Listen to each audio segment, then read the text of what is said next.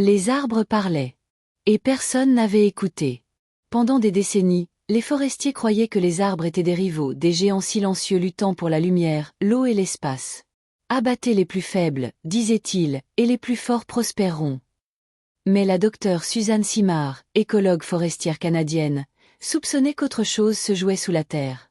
Alors, elle mena une expérience qui allait changer notre compréhension des forêts et de la vie elle-même. Elle découvrit que les arbres ne sont pas des individus isolés. Ils font partie d'un vaste réseau souterrain intelligent, une « toile du bois », un réseau vivant où ils partagent des ressources, s'avertissent en cas de danger, et prennent soin de leurs jeunes pousses. La forêt, en réalité, n'est pas un champ de bataille. C'est une communauté. Suzanne Simard a grandi dans les forêts de Colombie-Britannique, au Canada. Sa famille était composée de bûcherons. Elle a passé son enfance parmi des arbres gigantesques, les voyant tomber puis être replantés. Elle devint elle-même forestière dans les années 1980. Mais quelque chose la troubla. Après les coupes rases suivies de replantation d'une seule espèce, souvent le sapin Douglas, les jeunes arbres dépérissaient. Les forestiers accusaient les bouleaux voisins. Ils leur volent les ressources. Coupez-les pour que les sapins poussent mieux. Mais Suzanne savait qu'en forêt naturelle, bouleaux et sapins poussent ensemble sans problème. Pourquoi seraient-ils ennemis ici, mais pas là-bas? Elle décida donc de tester. Au début des années 1990, elle planta de jeunes bouleaux et de jeunes sapins dans une parcelle forestière. Certains furent isolés dans des sacs plastiques. D'autres laissés libres. Puis elle fit quelque chose de révolutionnaire. Elle injecta des isotopes radioactifs dans les arbres différents pour chaque espèce, afin de suivre la trajectoire du carbone. Si les arbres étaient isolés et en compétition, le carbone resterait dans chaque arbre. Mais s'ils étaient connectés, ils bougeraient. Elle attendit, puis mesura la radioactivité au compteur Geiger. Les résultats furent stupéfiants. Le carbone ne restait pas dans un seul arbre. Il circulait. Du bouleau vers le sapin. Du sapin vers le bouleau. Dans le sol. Par leurs racines. Mais pas directement. Les arbres étaient reliés par des champignons mycorhiziens, des filaments vivants s'étendant sur des kilomètres.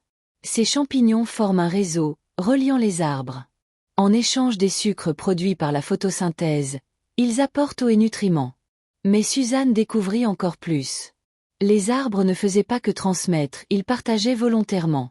En été, lorsque les bouleaux baignaient dans la lumière, ils envoyaient du carbone aux sapins à l'ombre. En automne, lorsque les bouleaux perdaient leurs feuilles, les sapins encore verts leur envoyaient du carbone pour survivre à l'hiver. Les arbres s'entraidaient. Ils coopéraient. Ils régulaient l'écosystème. Suzanne nomma ces réseaux mycorhiziens et elle appela les plus grands et anciens arbres arbres-mères. Ces arbres-mères agissent comme des centres vitaux, connectant des centaines de jeunes arbres, leur envoyant nutriments et signaux chimiques sur la sécheresse, les maladies ou les insectes. Lorsqu'un arbre-mère tombe, le réseau entier s'affaiblit. Ces recherches montrèrent que les coupes rases et replantations uniformes détruisent ces réseaux, rendant les jeunes arbres isolés, fragiles, vulnérables. Son travail fut révolutionnaire et controversé. Les industriels du bois résistèrent. Certains scientifiques se moquèrent. L'idée que les arbres parlent et s'entraident semblait trop humanisante. Mais les données étaient solides. D'autres chercheurs confirmèrent. La preuve s'accumula. Dans les années 2000, l'existence de ces réseaux fut largement acceptée. En 2016, Suzanne donna un TED Talk, Comment les arbres se parlent, visionné des millions de fois. Elle expliqua simplement, les forêts sont des communautés coopératives, et couper les arbres-mères détruit tout le système. Elle avertit aussi, perdre des forêts, ce n'est pas seulement perdre des arbres, c'est perdre les réseaux qui les maintiennent, et nous avec. En 2021, elle publia Finding the Mother Tree, best-seller mondial. Elle y raconte sa lutte dans un milieu masculin, son parcours, son lien intime au vivant. Son travail inspira de nouvelles pratiques. Laisser les arbres-mères debout, protéger les réseaux, préserver les forêts anciennes. Mais le combat continue. Les forêts primaires tombent encore. Et Suzanne continue le combat.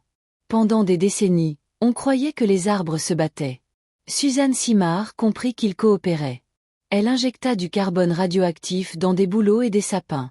Le carbone circula entre eux via un réseau fongique souterrain. Les bouleaux nourrissaient les sapins quand il manquait de lumière. Les sapins nourrissaient les bouleaux quand ils perdaient leurs feuilles. Les arbres partageaient, aidaient, communiquaient. Elle découvrit les arbres-mères, piliers du réseau forestier. Son travail changea la foresterie, l'écologie, notre vision de la nature. La forêt n'est pas un champ de bataille. C'est une communauté. Et couper un arbre, c'est blesser un réseau entier. Son nom est Dr Suzanne Simard. Et elle nous a appris que les arbres ne se dominent pas. Ils coopèrent. L'équilibre, pas la domination, est ce qui fait vivre la nature.